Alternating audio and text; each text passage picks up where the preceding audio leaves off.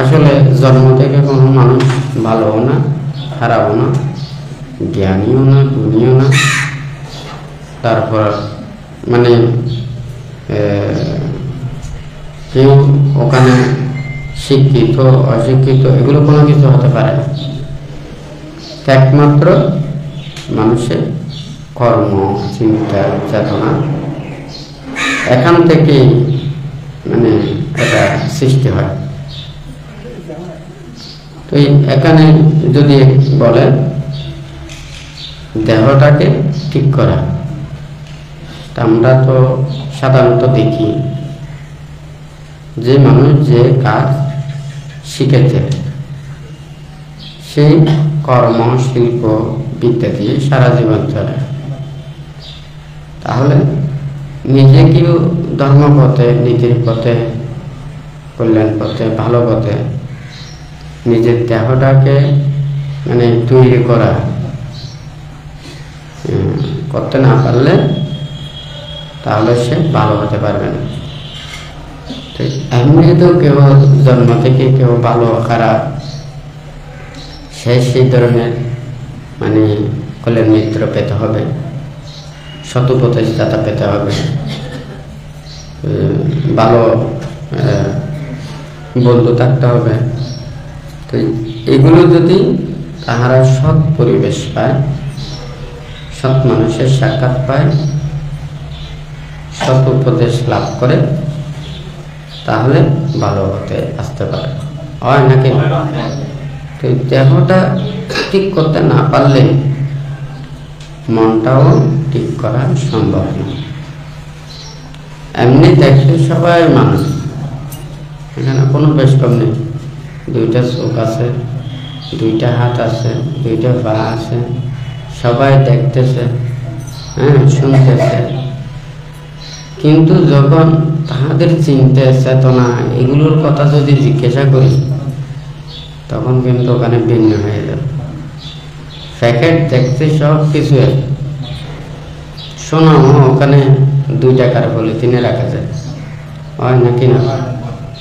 দামি জিনিসও 2 টাকার পলিথিনে রাখা যায়, হয় নাকি না? আর ময়লা জিনিসও ওখানে পলিথিনে রাখা যায়, হয় নাকি না? পলিথিনেরও জন্ম নেয় যদি ওই পলিথিনের ভিতরে মানে ভালো জিনিস থাকে। ওই ভালো জিনিসের জন্য পলিথিনটাও কি করে, যত্ন করে। কিন্তু পলিথিনের ভিতরে যখন ময়লা পূর্ণ হয়ে যায় তখন আর পলিথিনটা রাখা যায় না, ওই ময়লার সাথে সাথে পলিথিনটাও ফেলে দিতে হবে, হয় নাকি? এই দেহটা হচ্ছে যে পলিথিনের মতো,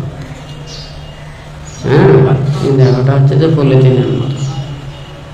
তো যারা এই দেহটাকে মানে ঠিক করতে না পারে তাহলে মনটাকেও ঠিক রাখা সম্ভব না।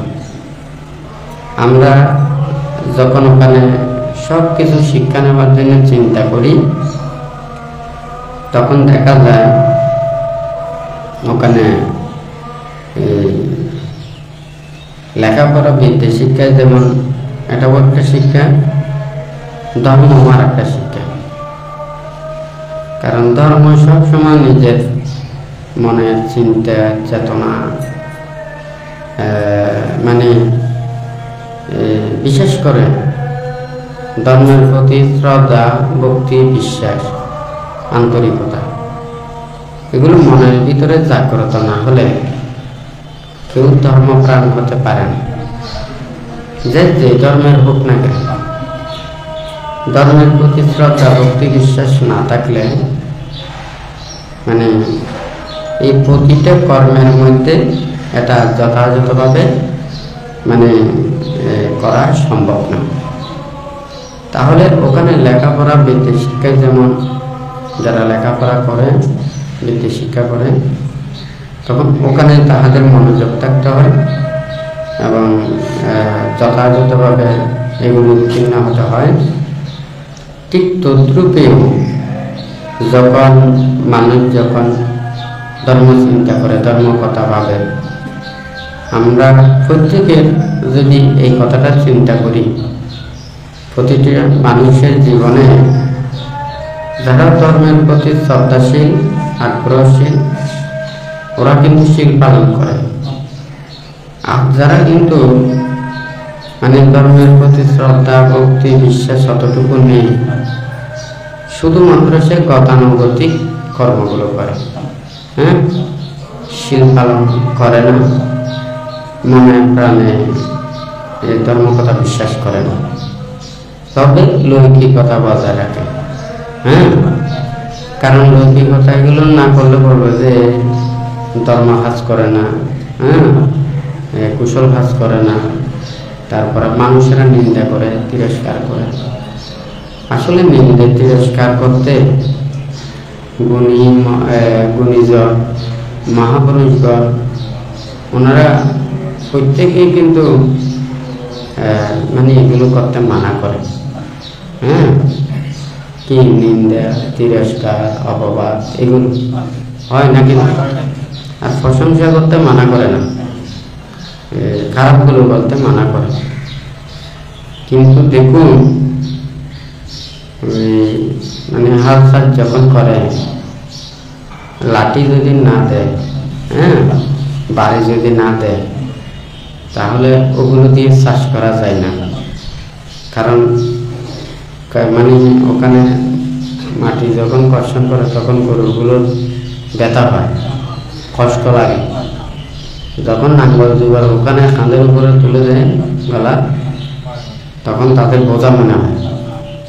যখন ওটা নামাইয়ে দেয় তারা মানে হালকা স্বাধীন মনে করে।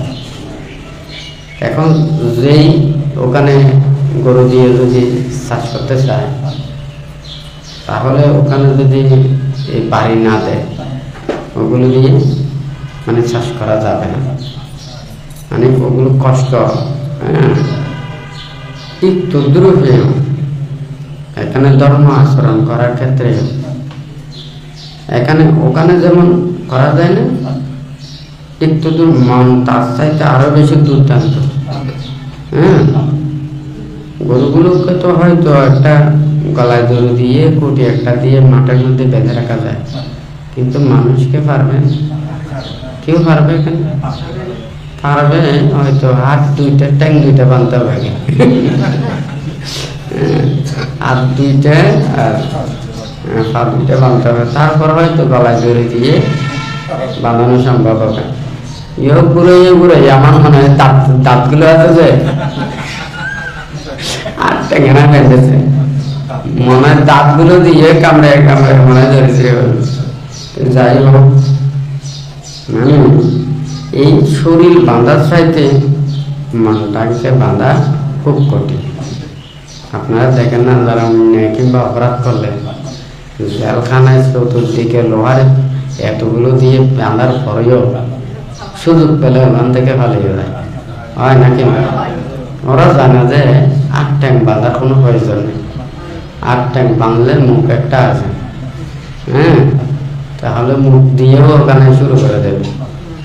এই ওগুলো 8 ট্যাং মুখ এগুলো না বেঁধে ওই চতুর্দিকে মানে ফিজারা বানাই আর কি। তো যাই হোক, এখানে বান্ধব যেই কথাটা বোঝাতে চেয়েছে, মানে এই দেহটাকে যদি সে রক্ষা করতে চায়, হ্যাঁ, মনটা ছাড়া সম্ভব না। আবার মন রক্ষা করতে চাইলে এই দেহ ছাড়াও সম্ভব না। ওখানে লেখাপড়া বিদ্যা শিক্ষায় যেমন ওদের আগ্রহ ইচ্ছা এগুলো না থাকলে মাতা পিতারা মাস্টাররা যতই ওখানে ওকে চাপাচাপি করুক না কেন, ওকে পারানো যায় না, হয় না কেন? ধর্ম আচরণের ক্ষেত্রে শ্রদ্ধা ভক্তি বিশ্বাস এগুলো না থাকলে, হ্যাঁ, ওদেরকে জোর করে করানো যায় না। এখন যদি বলে দেওয়া হয় যে যেমন ইচ্ছে তেমন করতে পারবে, যে বলবে সেদিকে মানুষের পাল্লা ভারী হবে, হয়তো ওখানে স্বাধীন। হ্যাঁ, আর যেদিকে যত বেশি কঠোরতা থাকবে ওই দিকে মানুষেরা আসতে চাইবে না, হয় নাকি? এখন মানুষের পাল্লা ভারী করার জন্য নিয়ম নীতি এইগুলো এতই সহজ করে ফেলে, শেষ পর্যন্ত নিজের লাভের জন্য ওইভাবে আনে বটে।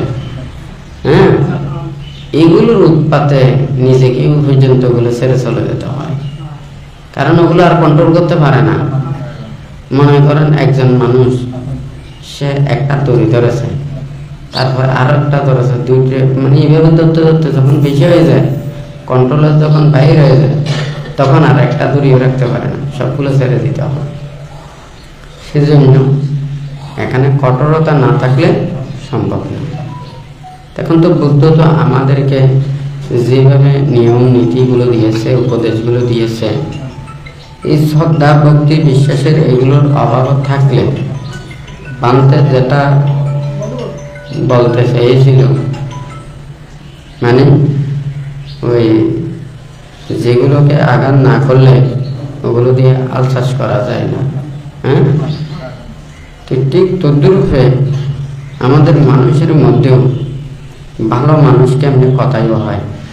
হ্যাঁ, আর যে মানুষ ভালো নয় তাকে ওখানে সুন্দর কথায়, মানে ভালো কথায়ও তাকে নিয়ন্ত্রণ করা সম্ভব নয়। তো যাদের শ্রদ্ধা ভক্তি বিশ্বাস আছে তারা শীল পালন করে, কষ্ট হলেই শীল পালন করে। অনেকজন আছে তারা প্রাণী হত্যা করে না।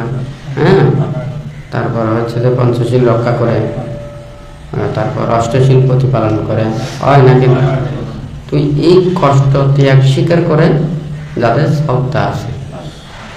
আর অনেকের আছে এই শ্রদ্ধা ভক্তিটা কম, ওরা বলে যে আমাদের টাকা পয়সা আছে, খাবার দাবার আছে, সব কিছু আছে, কেন কষ্ট পাবো? হ্যাঁ, আসলে বুদ্ধ এখানে কোনো কষ্ট পেতে বলে নাই, কাউকে দুঃখ দিতে বলে নাই। আমাদের মনের দৌরাত্ম এগুলো কমানোর জন্য বুদ্ধ উপদেশ দিয়েছে।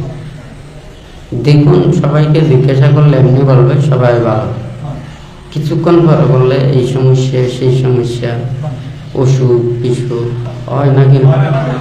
মানে এই সমস্যাদের দুঃখের কোনো অভাব নেই।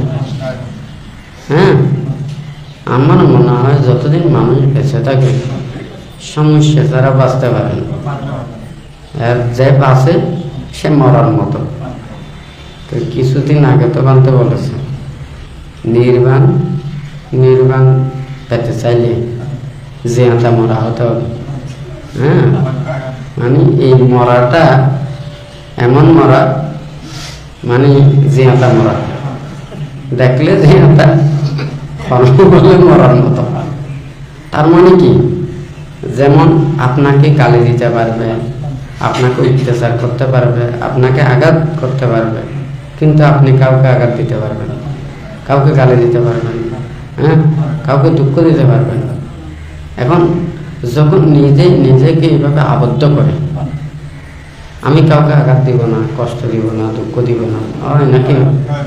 এখন যারা অত্যাচারী তাদের তো কোনো ডর ভয় এগুলো কোনো কিছু থাকে, হয় নাকি? কিছুক্ষণ আগে বলেছি যে মানে সৎ জ্ঞানী গুণী যারা আছে ওরা নিন্দা তিরস্কার এগুলো করতে মানা করে। অথচ দেখা যায় এই নিন্দে তিরস্কারও এক প্রকারের ঔষধ। হ্যাঁ, যেমন সাপে সবল মারলে মৃত্যুবরণ হয়, বিষাক্ত সাপে। আবার সেই বিষ দিয়ে সেই রোগীকে কি করে, ঠিক করে না? ঠিক তদ্রূপ এই সমাজের মধ্যে যদি লজ্জা শরম যদি না থাকতো, আমার মনে হয় কোনো মানুষ ভালোভাবে তেমন কাজ করতো না। করতো একেবারে তারা মানুষের অদৃশ্য হয়ে কাজ করত। কিন্তু এই মানুষের এগুলোর কারণে নিন্দা তিরস্কার, আমি যদি এই কাজটা করি আমাকে খারাপ বলবে, আমাকে মানুষ নিন্দা করবে, তিরস্কার করবে, তখন এটা জেনে ওরা এই কাজ করতে চায় না, হয় নাকি না? আর যদি মানুষ যদি নিন্দা তিরস্কার যদি না করে, হ্যাঁ, খারাপ করলে এগুলো যদি না বলে, তাহলে তো দেখা যাবে যে যারা খারাপ করে তাদের এমন রাজত্ব হয়ে যাবে, ভালো মানুষের আর কোনো দাম থাকবে না, হয় নাকি না? আপনারা মনে করেন একটা ওই মানে গাড়িতে সবাই 40 জন উঠেছেন। এখন 40 জন উঠলে কি হবে? গাড়ির ড্রাইভার তো যদি মনে করেন বিপদগামী হয় নাকি না? কারণ আপনারা যাত্রী, গাড়ি তো চালাতে জানেন না, হয়তো ওখানে ধাক্কাধাক্কি করে গাড়ির ড্রাইভারকে ফেলে দিতে পারবেন, সরাতে পারবেন, এইটাই। এখন ড্রাইভারের পাশে তো যেতে পারবেন না। 2-3 জন যেগুলো বসে রেখেছে, যে ধরতে যাবে তারা মানে আগুনে শর্ট করবে, হয় নাকি না? এখন ওই দিকেও যেতে পারে না, ড্রাইভারকেও ধরতে পারে না। এখন ড্রাইভার একজন আর 2 জন অ্যাসিস্ট্যান্টে, হ্যাঁ, এই 3 জনে ওখানে 40-50 জন মানুষকে একেবারে নিয়ে গেছে। কথাটা ঠিক নাকি বেটি? তাহলে একজন ড্রাইভার যেমন, তাহলে এই ড্রাইভার যদি খারাপ হয়, এই 40-50 জনের দুর্গতি কি হতে পারে, হয় নাকি না? ঠিক তদ্রুপ এখানে 50 জন ভালো মানুষ যেগুলো কাজ করতে পারবে, 2 জন খারাপ মানুষ তার সাথে বেশি কাজ করতে পারবে। ঠিক আছে? তাহলে বালার চাইতে খারাপের মানুষের প্রভাবটা বেশি, কারণ তার মধ্যে লজ্জা নেই, চরম নেই, ভয় নেই, সংকোচতা নেই। হ্যাঁ, এই যে কিছুক্ষণ আগে বলেছি না, প্যাকেটে যখন ওখানে ময়লা পরিপূর্ণ হয়ে যায়, তখন ওই ময়লার সাথে সাথে প্যাকেটটা শুদ্ধ ফেলে দেয়। হ্যাঁ, হয় নাকি না?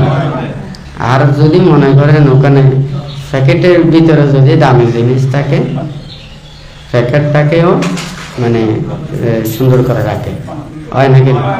এই দেহটা হচ্ছে যে প্যাকেটের মতো। হ্যাঁ, এই পৃথিবীতে আসলে অনেক অনেক মানুষেরা অনেক কিছু চিন্তা করে, ভাবে, কিন্তু গতানুগতিক তাদের জীবনযাত্রার জন্য যেগুলো সব সময় চিন্তা করেছে, যেগুলো প্রাত্যহিক, এইগুলো কিন্তু কেউ পরিত্যাগ করতে পারে না। অর্থাৎ এক একজনের ছোটকাল থেকে এক এক ধরনের কর্ম করে, ব্যবসা বাণিজ্য করে, জীবন জীবিকা আয় উপার্জন করে এবং কাজকর্ম প্রতিনিয়ত করে, এগুলো মাথা থেকে কোনো সময় ফেলাতে পারবেন। এগুলো চিন্তা আছে, এগুলোর কর্মগুলো আছে। এখন যে ধর্ম চিন্তাগুলো আছে, মুক্তির চিন্তাগুলো আছে, মাথা থেকে এগুলো সব ফেলে দিতে হবে। ও তো জীবনেরও চিন্তা করবে না। হ্যাঁ, হয়তো শুধুমাত্র সে জীবন রক্ষার জন্য যতটুকু প্রয়োজন, ততটুকু পর্যন্ত নিজেকে মানে আয়ত্ত করবে, হ্যাঁ, আয় করবে, তার সাথে বেশি করবে না। সে অত বেশি মানুষের সন্তুষ্টিও সে করতে পারবে না। কিন্তু যারা লৌকিকতা মানুষ, স্বার্থ ছাড়া তো কোনো কিছু ওখানে দেখতে চায় না, হয় না?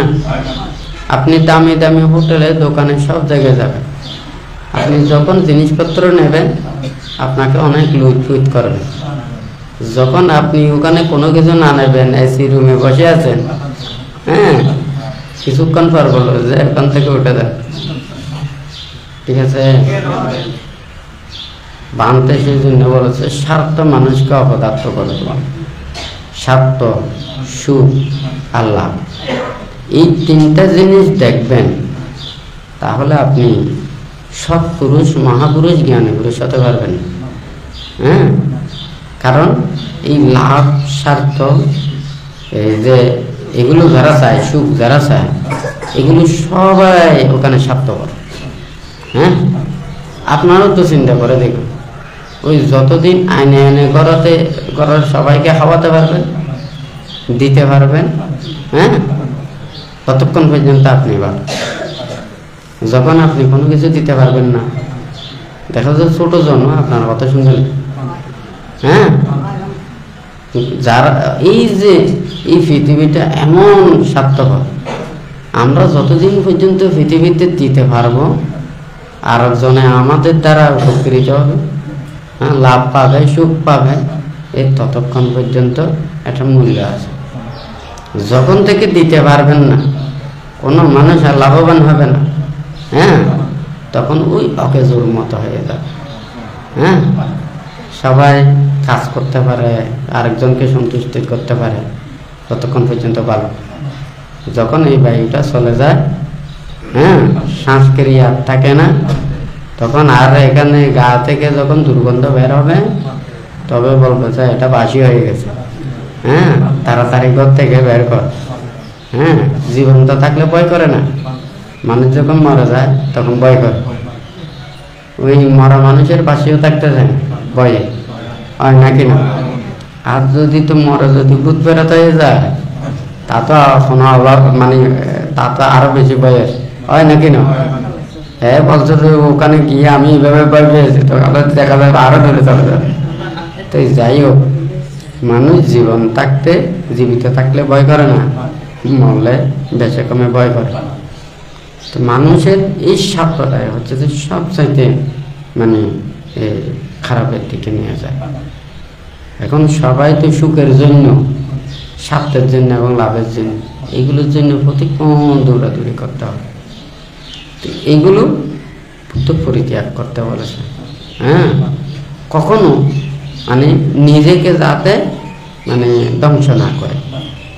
বুদ্ধ উপদেশ দিয়েছে যে কাম্যুপামাং খায়ামিমাং বেদিত্বা নাকারূপামাং চিত্তমিদং টপেত্বা যোধেতা মারাং পায়ায়ুদেনা জিতাঞ্চ রাখে অনিবেশনসিয়া। এখানে বুদ্ধ বলেছে যে কি এই দেহটাকে মানে এই কলসি সদৃশ, আড়ি সদৃশ, হ্যাঁ, তো এই যে মনে করেন ওখানে একটু অসাবধানতার কারণে যদি হাত থেকে পড়ে যায় এটা ভেঙে যাবে, হয় নাকি না? তাহলে এটা যখন ভেঙে যাবে এটা ফেলে দেওয়া ছাড়া আর কোনো কিছু হয় না। হ্যাঁ, তো বুদ্ধ বলেছে যে এখানে এই দেহটাকে এই কলসি সদৃশ মনে করে, অর্থাৎ এই কলসিটা যে কোনো মুহূর্তে ভেঙে যেতে পারে। আপনাদের ঘরে বাড়ি অনেকেই মাটির কলসিগুলো রেখেছে, কয় বছর আছে, হয় নাকি না? হয়তো দেখা যায় যে একবারে যত্ন করে রেখেছেন, ওটার টেম্পার নষ্ট হয়ে গেলে তখন তো দল হয়ে ভেঙে যাবে, হয় নাকি না? আর মাটির কয়দিন থাকবে। তো এটা যেমন মানে বঙ্গুর সদৃশ, ঠিক তদ্রুপ এই দেহটাও একদিন না একদিন জয় করবে, হয় নাকি না? কতদিন যত্ন করবে? সবাই তো যৌবন কালের মতো থাকতে চায়। হ্যাঁ, যারা বৃদ্ধ হয়েছে ওরাও তো চেয়েছিল, এখন বৃদ্ধ হয়ে গেছে, এখন তার যৌবনত্ব নেই, হয় নাকি না? তাহলে এইভাবে আস্তে আস্তে আস্তে আস্তে সব কিছুর পরিবর্তনটা আসবে।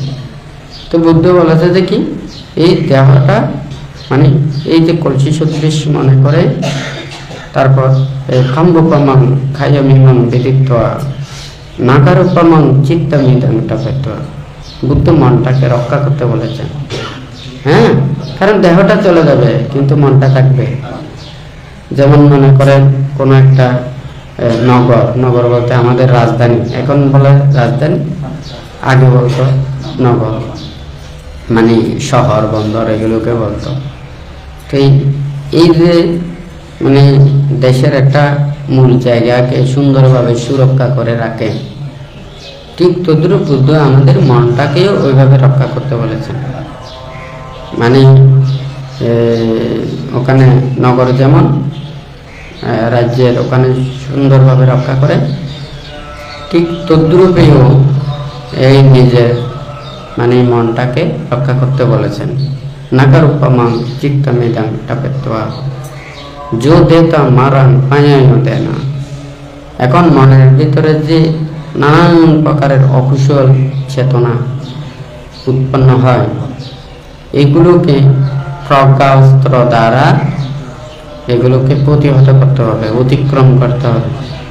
এগুলো প্রজ্ঞাস্ত্র দিয়ে যুদ্ধ করতে হবে, যাহাতে এই সমস্ত অকুশল চেতনাগুলো মনে উৎপন্ন না হয়। যোধেতা মারাং পায়ায়ুদেনা জিতাঞ্চ রাখে অনিবেশনসিয়া।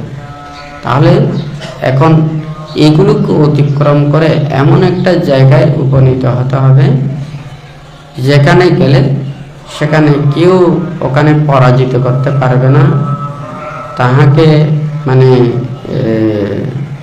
মানে ওখানে টলাতে পারবে না। যেটা অর্জন করেছে সেটাকে কেউ ধ্বংস করতে পারবে না। জিতাঞ্চ রাখে অনিবেশনসিয়া, তারা নিজেরাই নিজেদেরকে সুন্দরভাবে রক্ষা করার জন্য বুদ্ধ উপদেশ দিয়েছে। হ্যাঁ, তো এখন বুদ্ধ যে কথাটা বলেছে বান্ধে দেহটাকে প্যাকেট বলেছেন, আর মনটাকে মানে নগর সদৃশ রক্ষা করতে বলেছেন। তো যাই হোক, সব কিছুর মধ্যেও আসলে ভালো কাজ করতে গেলে, সব কিছু করতে গেলে কেউ উপরে যেতে চাইলে ওখানে প্রতিবন্ধকতা আসে, আর নিচে থাকলে কোনো প্রতিবন্ধকতা নেই। এই লৌকিকতা মানুষের মধ্যে এই প্রতিবন্ধকতা আছে, কিন্তু যখন মানে তারা এই লৌকিকতা পরিত্যাগ করে, দেখা যায় বুদ্ধ প্রমুখ ভিক্ষু সংঘরা, মুনি ঋষি তাপসেরা, ওনারা এইগুলো সব পরিত্যাগ করে ওনারা কেন বন জঙ্গলে যান? এই শব্দ বাড়া যায়, এই মানে কেন ওরা বনে জঙ্গলে অবস্থান করে? হ্যাঁ, এটার কারণ আছে। কারণ লৌকিক মানুষেরা সবসময় লৌকিকতা চিন্তা করে। বুদ্ধের যেই পারমার্থিক চিন্তাগুলো আছে, এই পারমার্থিক চিন্তাগুলো ওরা এগুলো লৌকিক মানুষের কাছে এগুলো মানে বোঝাতেও কষ্ট হবে, এটা বুঝতেও অনেক সময় লাগবে। যেমন মনে করেন এখানে ধ্যান ভাবনা শুধু বসে থাকানো, নিজের মনটাকে সবসময় কন্ট্রোল করা, দেহটাকে পাহারা দেওয়া, মানে এই খালিকে পাহারা দেওয়া, বাক্যকে পাহারা দেওয়া, মনকে পাহারা দেওয়া, প্রতিক্ষণ নিজেকে রক্ষা করা, এগুলো রক্ষা করতে আসলে লৌকিকতার মধ্যে খুবই কষ্ট হয়। কারণ সারাদিন কত মানুষের মন রক্ষা করতে হয়, কত ধরনের আচার অনুষ্ঠান করতে হয়, কত ধরনের ব্যবহার করতে হয়, হয় নাকি? দেখা যায় এই সমস্ত দায় দায়িত্ব হতে কর্ম করতে করতে মানে সময়টা চলে যায়, হয় নাকি? এখন এগুলো করব নাকি নিজের আত্মমুক্তির কর্ম করব? হ্যাঁ, নিজের আত্মমুক্তির কর্ম করার সে সময় সুযোগের জন্য বুদ্ধ ওদেরকে এই লৌকিকতা পরিত্যাগ করতে বলেছে। এখন মানুষেরা সবসময় সংস্কার পছন্দ করে, কিন্তু বুদ্ধ যে কর্মগুলো বলেছে সংস্কার পরিত্যাগ করার জন্য। সংস্কার মানে কি? যেমন মনে করেন একজন মানুষ ঘরে বাড়িয়ে ওখানে থাকতেছে, প্রথমে মনে করেন ওখানে বেড়ার ঘর, তারপরে ওখানে মাটির ঘর, তারপরে সিমি ফাঁকা, এরপরে একতলা, হ্যাঁ, তারপরে তালা তালা, হ্যাঁ, আর কত ডিজাইন নকশা, এগুলো তার বলে কোনো লাভ নেই। হ্যাঁ, এখন ঘরটাকে আমার গায়ের উপরে দেব নাকি চোখ দিয়ে দেখব?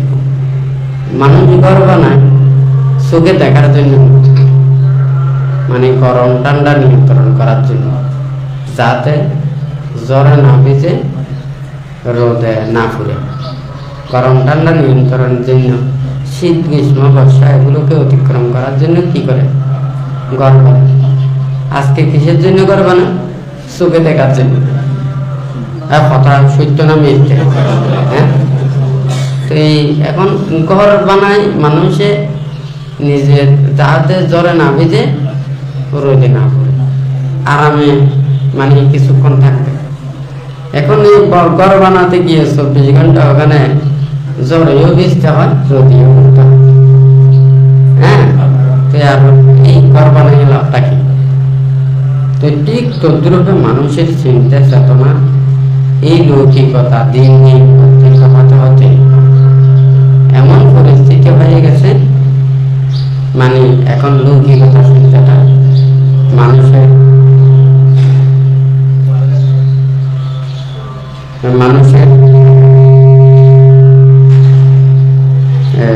সবচাইতে ওখানে চিন্তা চেতনা সব ভিন্ন হয়ে গেছে।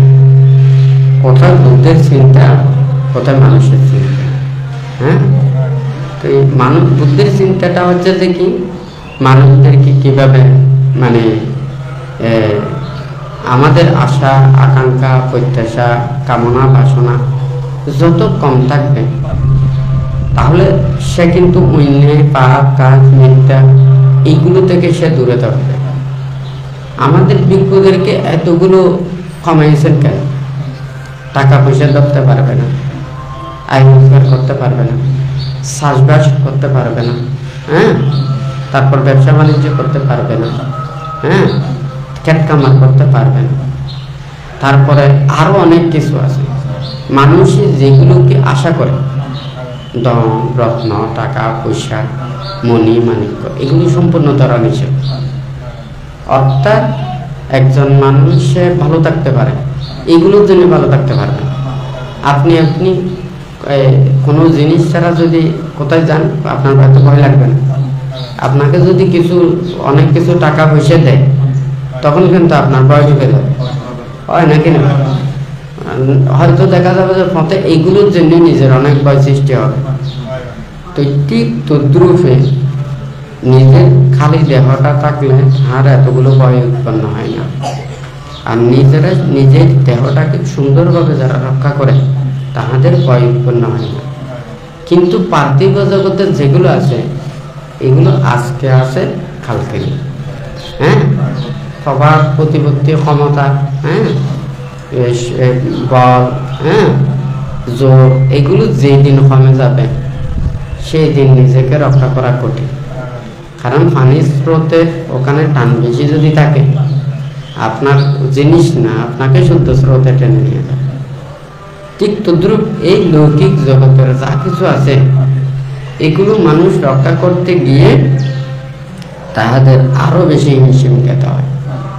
তো যাই হোক, এই লৌকিকতা, এগুলো যা সংস্কার চিন্তা, বুদ্ধ এই সংস্কার পরিত্যাগ করতে বলেছেন।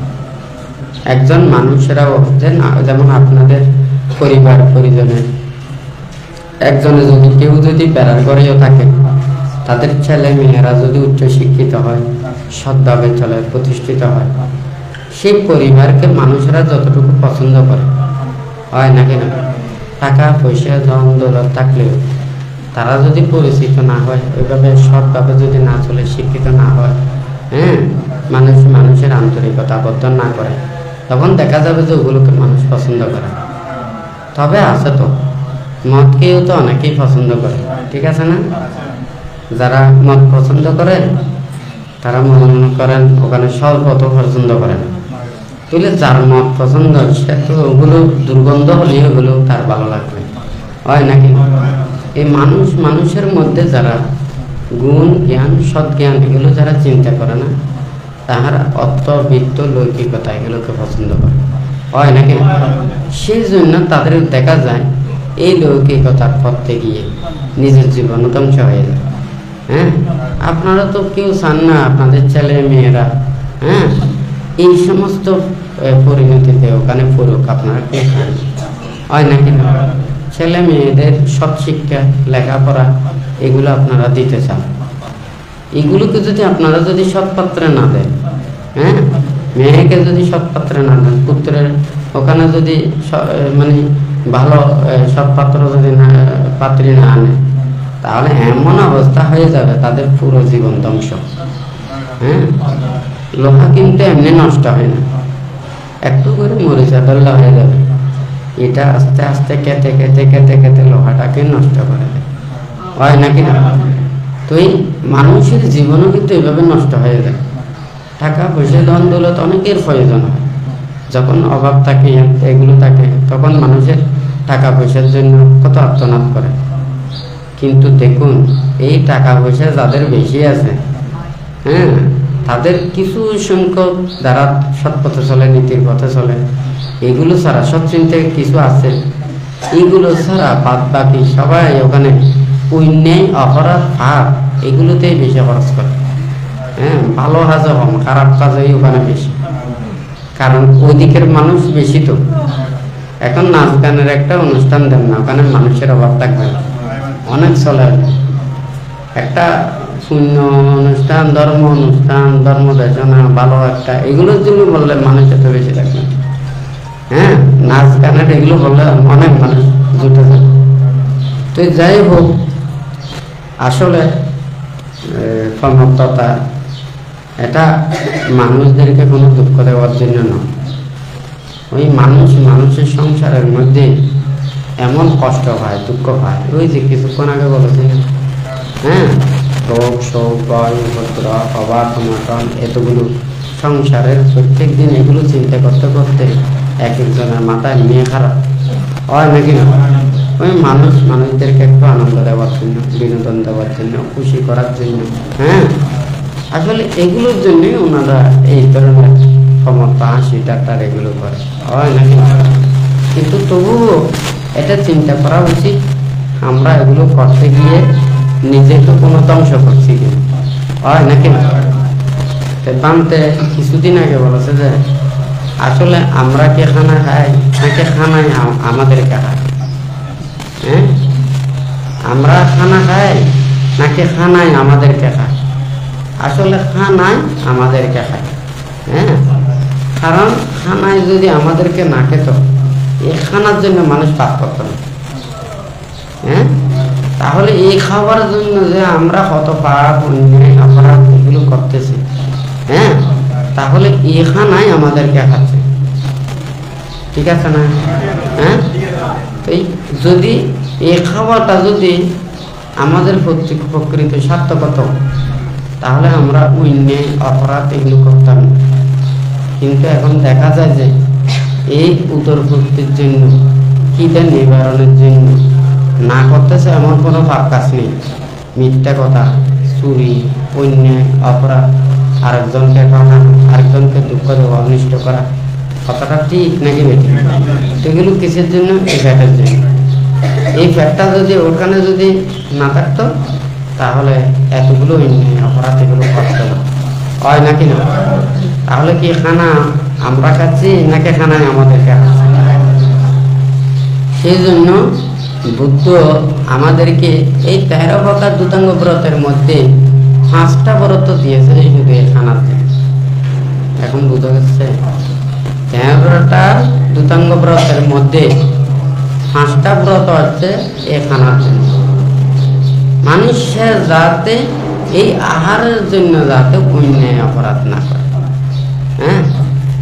এখন তো দায়ক দায়িকা উপাসক উপাসিকাদেরকে এতগুলো বললে, হ্যাঁ, এই ত্রৈমাসিক বসবাসের মধ্যে 13টা দিন উপবাস নিতে পারি না, হ্যাঁ, 13 দিন অষ্টমী ওগুলো অনেকেই ওখানে নেই।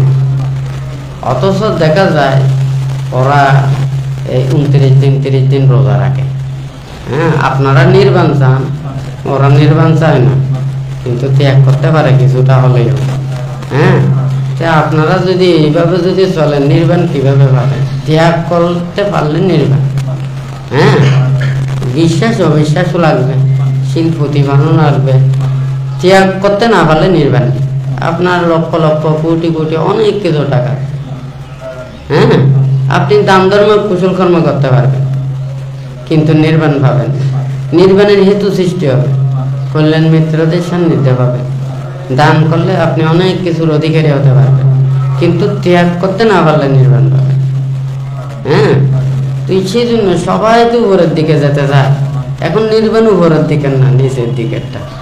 সেই জন্য দেখুন তো বুদ্ধের সময়, হ্যাঁ, ওখানে বেশিরভাগ দেখা যায় বুদ্ধের সময় ওখানে সংসার ত্যাগীদেরকে বুদ্ধ প্রাধান্য দিয়েছে।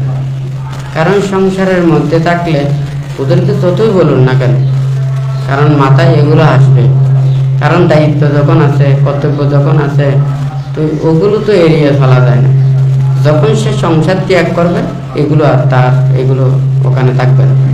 এগুলো চিন্তা না করার জন্য আমাদেরকে নানান প্রকারের উপদেশগুলো দিয়েছে।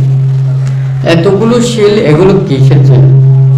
একটা রাস্তায় যেমন দেখা যায়, হ্যাঁ, আপনারা ঘরে বাড়িতে মাটির রাস্তা দেখেন না, হ্যাঁ, তারপরে ওখানে ইটের রাস্তা আছে না, আবার মনে করেন ওখানে এই ফাঁকা করার রাস্তা আছে না, আবার ফিস করার রাস্তা আছে না, আবার ফিস করার রাস্তার মনে করেন ওখানে মানে দুই সাইডে 2টা লাইনের ওখানে রাস্তা আছে না, আবার ওই 2 রাস্তার ওখানে আশেপাশে মানুষ চলাফেরা করার জন্য আলাদা করে রাস্তা থাকে না, হ্যাঁ।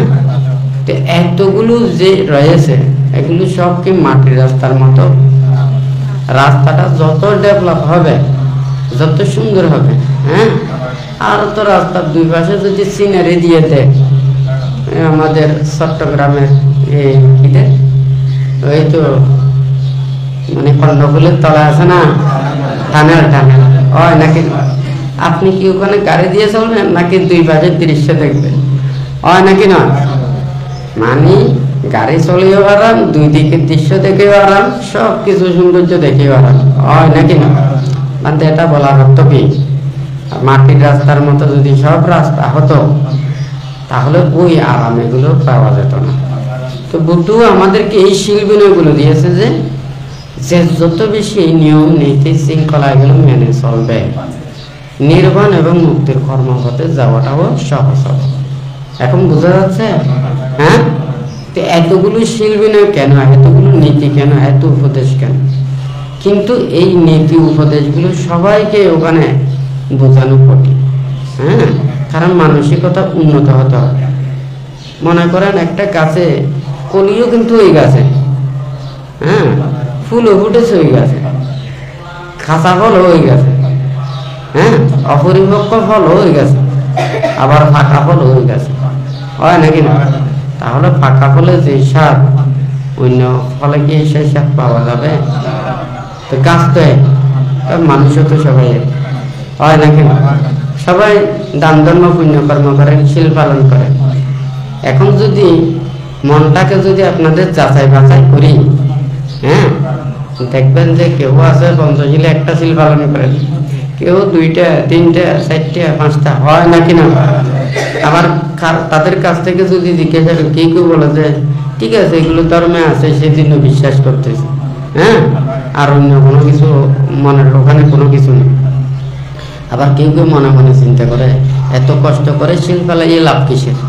হ্যাঁ, কেউ কেউ দেখা যায় ওখানে অষ্টশীল নেয়, বাড়িতে গিয়ে আবার ছেড়ে দেয়, হয় নাকি না?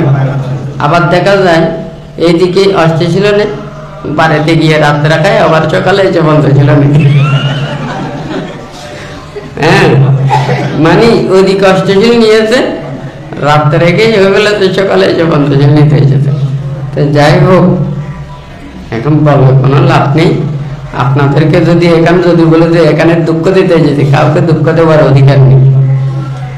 সুখ দেওয়ার অধিকার আছে কিন্তু দুঃখ দেওয়ার অধিকারটা নেই, হয় নাকি? বুদ্ধ কাউকে ওখানে মানে দুঃখ দেয়নি। বুদ্ধ বলেছে যে নির্বাণ মুক্তির জন্য তুমি এখানে প্রচেষ্টা চালাতে পারো। তোমার যদি এগুলো আইন নীতি ভঙ্গ করো তাহলে তোমাকে বহিষ্কার করা ছাড়া আমার কোনো উপায় নেই। তোমাকে আমি মারতেও পারবো না, ধরতেও পারবো না, দুর্ভাগ্য ভাষণ করতে পারবো না, আঘাত দিতেও পারবো না। আর তুমি উল্টা পাল্টা যেমন ইচ্ছে তেমন করে চলবে, হ্যাঁ, নীতির পথেও চলবে না, তোমাকে এটাও করতে পারবো না, আর তোমার যা ইচ্ছে তা করবে, এটা তো হতে পারে, হয় নাকি না? সেই জন্য বুদ্ধ একদিকে হচ্ছে যে একেবারে হানির মতো নরক, আর একদিকটা পাথরের চাইতেও আরো বেশি কঠিন। হ্যাঁ, ঠিক আছে। বুদ্ধ বলেছে তুমি আমার কাছে কিসের জন্য এসেছো? টাকা পয়সা ধন দৌলত এগুলোর জন্য? বুদ্ধ বলেছে আমি এগুলো দিতে পারবো না, তোমাকে প্রতিটা মুহূর্তে বলে যে নির্বাণ সাক্ষাতের জন্য। তো নির্বাণটা কি? ওটা হচ্ছে যে ত্যাগের বিষয়। হ্যাঁ, তাহলে ত্যাগ করে তোমাকে আসতে হবে। তাহলে বুদ্ধ নির্বাণের নিয়ম নীতিটা কিভাবে দিয়েছে? এই শিলাদি দিয়েছে, পঞ্চশীল, অষ্টশীল, 10 শীল, 227 শীল। হ্যাঁ, এইভাবে দিয়ে ধর্ম উপদেশগুলো আলাদা। একটা মনে করেন ওখানে রাস্তাটা করে দিয়েছে, মাটির রাস্তা আছে, বিভিন্ন ডিজাইনের রাস্তাও আছে, কিন্তু আমার আরামটা যদি পেতে চাই তাহলে তো আমার গাড়িও লাগবে, হয় নাকি না? আমি ওই ধরনের দামি দামি রাস্তাতে যদি হেঁটে হেঁটে যাই নিজেরও তো লজ্জা শরম লাগবে, হয় নাকি না? কারণ ওখানে যেতে হলে তো দামি গাড়ি দিয়ে চললে আরো বেশি আনন্দটা বেশি, হয় নাকি না? তো ঠিক তদ্রূপেও বুদ্ধ যে উপদেশগুলো দিয়েছে, শিলটা এগুলো হচ্ছে যে রাস্তা তৈরি করা, রাস্তার মতো। হ্যাঁ, আর ভাবনাটা হচ্ছে যে মনের বিষয়ে ওটা সবসময় নিজেকে কন্ট্রোল করে রাখা। সেজন্য বলেছে যে নাতি জানান পাইয়া নাতি আজায় আমি জানান পাইয়া সবে নির্বাণ শান্তি। ধ্যান আর প্রজ্ঞা, ধ্যান না থাকলে প্রজ্ঞা হয় না, প্রজ্ঞা না থাকলেও ধ্যান হবে না। তো ধ্যান প্রজ্ঞা একটা হচ্ছে যে এটা আপনার কায়িক বাচনিক মানসিক পাপ এবং অন্যায় না করার জন্য নিজেকে সবসময় সংযত রাখবে, এটা হচ্ছে যে শিল। হ্যাঁ, তো সমাধি এটা ধ্যানরত থাকলে মনটা সবসময় স্থির থাকবে, শান্ত থাকবে, একাগ্রতা থাকবে। হ্যাঁ, তাহলে মন স্থির থাকলে, চিত্ত শান্ত থাকলে তখন শীল পালন করতেও সহজ হয়। হ্যাঁ, তাহলে শীল সমাধি এইটা দুইটার মাধ্যমেই ওখানে প্রজ্ঞার কর্ম সম্পাদন করতে হবে। হ্যাঁ, আবার মনে করেন শীল পালন করেন, আপনি সমাধি লাভ করেছেন, ওখানে প্রজ্ঞা হয়ে গেছে তা নয়। শীলটা হচ্ছে যে এরিয়াটাকে সুন্দর করে চতুর্পাশে ঘিরে দেওয়া। হ্যাঁ, তারপরে ওখানে এই ভিতরে যে আগাছাগুলো আছে মাটি কর্ষণ করা, হ্যাঁ, তারপর আগাছাগুলো উৎপাদন করা, এটা হচ্ছে যে সমাধির কাজ। এখন আপনার নির্বাণ এবং মুক্তির কর্মপথের যে বীজ, হ্যাঁ, এই বীজটা হচ্ছে যে এই প্রজ্ঞার কর্ম। এখন কিছুটা বোঝা যাচ্ছে? আবার গিরেটা হতো চতুর্দিকে কিভাবে দিতে হবে এগুলো তো হিসাব আছে। বাউন্ডারি ওয়াল দিলে শক্ত না, হ্যাঁ, কোনো কিছু ওখানে ভেঙে ওগুলো গিয়ে দিতে পারবে না। আর আপনি যদি চতুর্পাশে যদি একটা জালে দিয়ে দিয়েছেন, ঠিক আছে, হয়তো দেখা যাবে যে ফাঁকি ঢুকতে পারবে না। হ্যাঁ, গরু ছাগল তো এমনি ঢুকে যাবে ওগুলো সিটি, হয় নাকি না? তো ঠিক তদ্রুপ শীল এবং সমাধি আর প্রজ্ঞা, এটা তিনটার সাথে ওখানে সম্মিলনভাবে ওখানে যেতে হবে। প্রজ্ঞার কাজটা সবসময় নিজের মনের মধ্যে যেগুলো নানান কিছু উৎপন্ন হয় এগুলোকে দূরীভূত করার জন্য, এই যে মানে অশ্রদ্ধা, অভক্তি, অবিশ্বাস, হ্যাঁ, অনেকে এটা চিন্তা করে সারা জীবন এত কষ্ট করে চলে যাচ্ছি, হ্যাঁ, এই আরাম আয়ে সুখ ভোগকে মরলে বৃদ্ধ কালে, হ্যাঁ, তারপরে তখন কি সুখ ভোগ করবো? এখন নির্বাণ এবং মুক্তির জন্য শুধু বৃদ্ধ কালে নয়, জোয়ান কালে নয়, হ্যাঁ, সারা জীবনের জন্য ওনারা চিন্তা করেন না। এখন বোঝা যাচ্ছে সুখ মানে ওখানে এই নয় যে এই সারাদিন দৌড়াদৌড়ি, এগুলো আপনাদেরকে বোঝাতে পারবো না। কারণ আপনাদেরকে খাস দিলে খুশি, বসতে দিলে আপনাদের লস হয় নাকি না? আপনারা যত বসে থাকবেন সংসারের মধ্যে লস হবে, হয় নাকি না? খাস কর্ম করলে বলবেন যে লাভ হবে। হ্যাঁ, সবাই শুধু খাস চায়, বসে থাকতে চায় না। কারণ সবার টাকার প্রয়োজন, হয় নাকি না? টাকার প্রয়োজন, অর্থের প্রয়োজন, সংসার চালাতে হলে টাকা লাগে। হ্যাঁ, এখন এই টাকা তো বসে থাকলে আসবে না, হয় নাকি না? তাহলে এগুলোর জন্য দৌড়তে হবে, হয় নাকি না? এখন ওখানে আপনাদেরকে বসাই রাখা মানে আপনাদের লস, হয় নাকি না? এখন আমাদের কাজটা হচ্ছে যে দৌড়াদৌড়ি, আমাদের কাজটা হচ্ছে নিজেকে সংরক্ষণ করে রাখা, নিজেকে সবসময় যত্ন করে রাখা। যে যত বেশি কম ব্যবহার করবে, দৌড়াদৌড়ি কম করবে, কথাবার্তা কম করবে, বিভিন্ন ব্যস্ততা কম থাকবে, তাদের শীল পালন করতে নিজের কায় বাক্য মনটাকে সংযত করতে সহজ হবে। এখন বোঝা যাচ্ছে? আর যারা নিজেকে নিজে রাখে না, হ্যাঁ, এটা কিন্তু রাখলে অনেক কিছু, মাটিকে আপনি এমনি মাটির মতো বানাতে পারবেন, হাঁড়ি পাতিলও বানাতে পারবেন, হয় নাকি? আর হাঁড়ি পাতিল বানালে এটার অনেক দাম থাকবে, আর এমনি মাটি রাখলে ওখানে হয়তো নিতে চাইবেন, হয় নাকি? এখন নিজেকে কিভাবে গঠন করবেন? নিজেকে যদি সুন্দরভাবে যদি রাখেন তাহলে আপনার প্রয়োজন আছে, আর যদি আপনি যদি না রাখেন তাহলে এগুলো কোনো প্রয়োজন নেই, হয় নাকি? এখন যদি মনে করেন না আমাদের কোনো কাজকর্ম নেই, আমাদের কাজ আছে, অনেক কাজ আছে।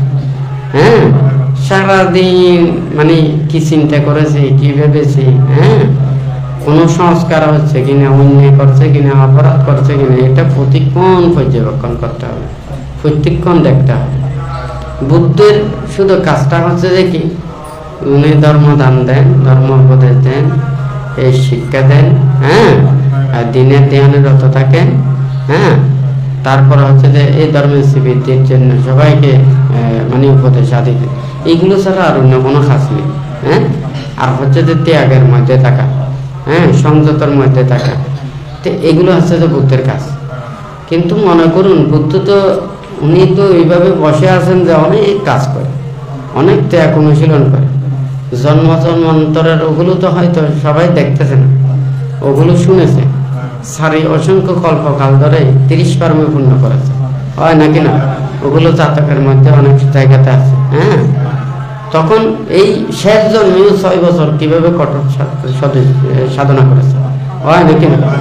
এরপরেও যখন ধর্মদান করতে গিয়ে, উপদেশ দিতে গিয়ে কত ধরনের ঘাত প্রতিঘাতের মতো হ্যাঁ এই বিপদের সম্মুখীন হয়েছে, হয় নাকি?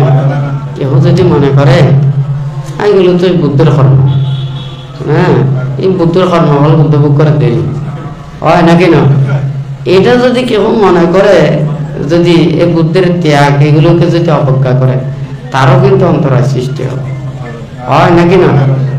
এখন বুদ্ধ জীব জগতের জন্য চিন্তা করেছে বিদেশ 30 পারমি পূর্ণ করেছে, 6 বছর কঠোর ত্যাগ করেছে, এবং পরিনির্বাপিত না হওয়া পর্যন্ত ও কিভাবে এই ধর্মদান করতে গিয়ে এই কষ্ট স্বীকার করেছে, হয় নাকি? এখন বর্তমানে এগুলো দেখা যায় আরাম আয়েস, হয় নাকি না? একটু কষ্ট সহ্য করতে চায় না, হয় নাকি না?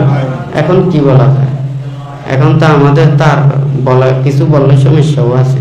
আপনারা দায়িকা উপাসক উপাসিকারা আপনারা প্রত্যেক দিন এত সুখ ভোগ করেন যে হ্যাঁ দিনে রাতে অসুখ বিসুখের জন্য, ওষুধের জন্য দৌড়াদৌড়ি করতে করতে শেষ।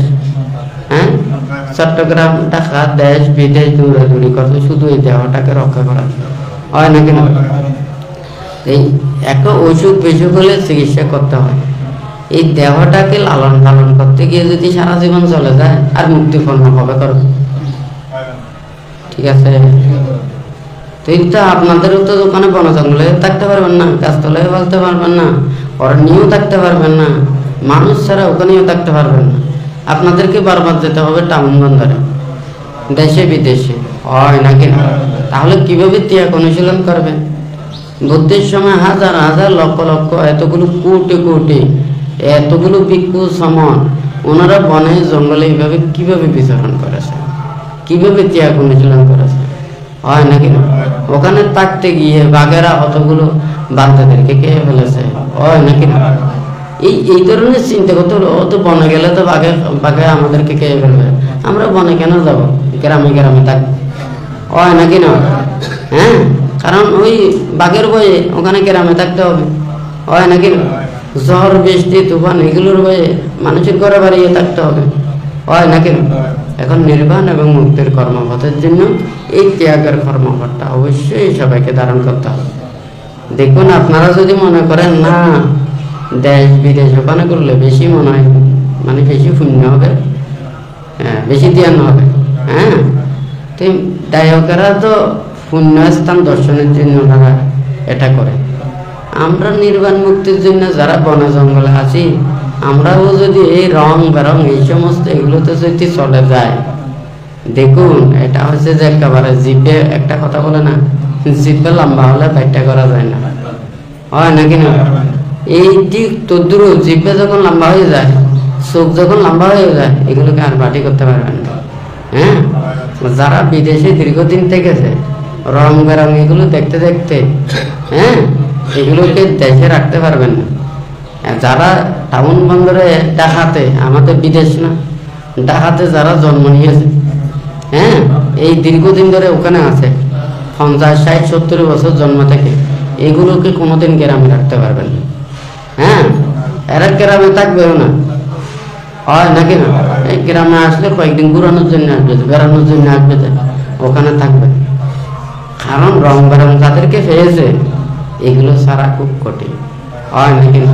সেই জন্য বুদ্ধ একেবারে সোজা ওখানে দিয়ে যেতে একেবারে মানে নিশানা দিয়ে দিয়েছে, তুমি কোথায় যাবে? অরণ্যে যাও, বৃক্ষতলে যাও, খোলা আকাশ তলে যাও, 3টে তোমাদের জন্য জায়গা আছে, তোমার এই 3টের মধ্যে যেটা পছন্দ সেটা নাও, এর চাইতে আর বেশি কিছু নয়, ঠিক আছে? বান্তর কথা ঠিক আছে নাকি না? এখন এই এরিয়া থেকে যখন সে মানে লাভ দিয়ে যখন বাইরে আসা শুরু করবে, আর জোপের ভিতরে আর ঢুকতে চাইবে না, হয় নাকি? এখন তো বাঘ ভাল্লুক আছে, এগুলো চিড়িয়াখানায় দিলে চিড়িয়াখানায় থাকতে চায় না, হ্যাঁ একটু করে খুলে দিলে জঙ্গলের দিকে চলে যেতে চাইবে, হয় নাকি? কিন্তু বাঘ ভাল্লুক তো ওখানে জঙ্গলের প্রাণী, কিন্তু মানুষ যারা মুক্তির কর্মপথে তারা কোনো জঙ্গলের প্রাণী নয়, জঙ্গলে যায় নিজেকে রক্ষা করার জন্য। এখন কথাটা বোঝা যাচ্ছে, এরা জঙ্গলের প্রাণী নয়, জঙ্গলে তাকে সাধারণ মানুষ থেকে দূরে থাকার জন্য হয় নাকি না? যত মানুষের কাছ থেকে দূরে থাকে তত নিজেকে রক্ষা করা সহজ। নীরবতা, নিস্তব্ধতা, হ্যাঁ, এখানে সবাই এই পরিবেশগুলো দেখতেছেন, হয় নাকি? তাহলে লোকালয়ের কাছে থাকলে কত ধরনের উৎপাত হয়, উপদ্রব হয়, আর দূরে থাকলে কত নির্জনতা, নীরব, নিস্তব্ধতা, মানুষের কোনো ধরনের ওখানে প্রতিবন্ধকতা থাকে না, হয় নাকি? তো এই যাই হোক, আজকে এখানে বানতে অনেক কথা বলেছে। তো প্রথমে যে কথাটা বলেছে, মানে এই বুদ্ধ যে মানন চাপা জানাতি, ধর্মের চাপা জানাতি, বুদ্ধ যে এখানে পঞ্চ ইন্দ্রিয়, ষড় ইন্দ্রিয় যেগুলো ধর্মের কথা বলেছে, এই ধর্মটা হচ্ছে যে মনের কর্ম, এখানে কুশল হোক কিংবা অকুশল হোক, সকল প্রকারের মনে এই মানসিক ক্রিয়াকে ওখানে ধর্ম বলা হয়েছে। তো ওখানে যেহেতু ভালো চিন্তা করে, খারাপও চিন্তা করে, খারাপটাকে পরিত্যাগ করার জন্য ওকে মানে ভালো কর্ম করতে হবে, অর্থাৎ অকুশল ধর্মকে ধ্বংস করার জন্য তাহলে কুশল ধর্ম আচরণ করতে হবে। কুশল ধর্ম আচরণ করলে অকুশল ধর্ম এই সংস্কারগুলো আস্তে আস্তে কমে যাবে। তাহলে এইভাবে তাদেরকে নির্বাণ এবং মুক্তির কর্মপথে আসতে হবে। আজকে আপনারা যারা বিভিন্ন জায়গা থেকে এসেছেন, আপনারা এই ত্যাগের ধর্ম, বিরাগের ধর্ম, নিরোধের ধর্ম, এটাকে যথাযথভাবে জেনে আপনারা শিল্পটি পালন করে ধর্মের প্রতি শ্রদ্ধা, ভক্তি, বিশ্বাস থেকে আপনারা যাহাতে ততদিন পর্যন্ত নির্বাণ সাক্ষাৎ করতে না পারেন, ততদিন পর্যন্ত জাতির কল্যাণ মিত্রতির সান্নিধ্য থেকে সৎ মাতা পিতা লাভ করে সমুদ্দিষ্ট পরায়ণ হয়ে আপনারা যাতে অচিরে প্রত্যেকেই নির্বাণ সাক্ষাৎ করতে পারেন, সেইভাবে মনের মধ্যে প্রার্থনা, চেতনা, কামনা বাসনা রেখে বুদ্ধ ধর্ম সংঘের কাছে আশীর্বাদ প্রার্থনা করে 3 বার সাধুবাদ প্রদান করেন।